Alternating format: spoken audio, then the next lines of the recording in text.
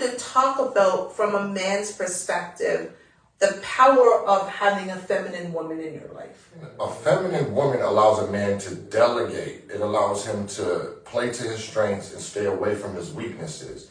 It allows all of that. Like, if this dude is really good at finances, but he's horrible at budgeting, then he can say, look, I'm going to bring in the money and I'm going to let you, here's the bills, I'm going to allocate this to you, and I need you to make sure all the bills are paid on time. I know houses that run like that. You know what I'm saying? Because he's focused on other things. I can't be worried about the Cox bill is due on the 3rd and stuff like that. I need you to be worried about that for me. For us. Mm-hmm.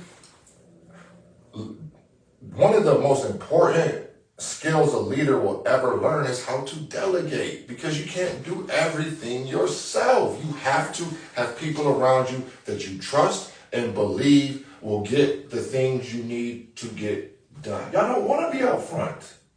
I do not. Like, that's where all of those, he walks on the side closest to the cars and all of those, but they come from that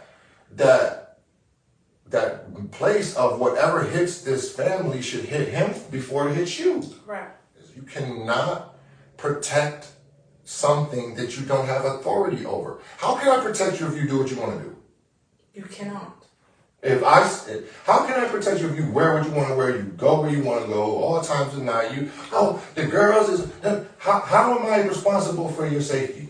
You can't be, because I'm out there. You're doing what you want to do. Correct. How can I be responsible for your safety I can be responsible for your safety when you listen to me? Correct.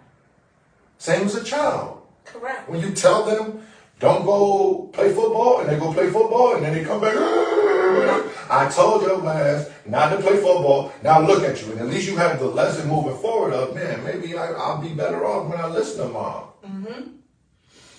Because she's there for your protection. Correct. Being feminine in a man's life is going to produce better results, right? All the time. Almost every single time. Other than when you don't have a guy that's really masculine, because then you got two bitches in a relationship. But that's your fault, right? If I would say, and that's on both sides, if you end up with a person that you chose them. Thank you. Later regrets, and soon regret, right? And it's also understanding that people change and evolve. But my femininity isn't something that's gonna all of a sudden change in 20 years. The dating pool is not full of Oscar winners. Like, that's how you do. Again, he checked, and also I think, people are going to change in good relationships. People are going to change in bad relationships. People upslide in good relationships and they backslide in bad relationships. That's almost a statement that, again, y'all relationships started out on bad.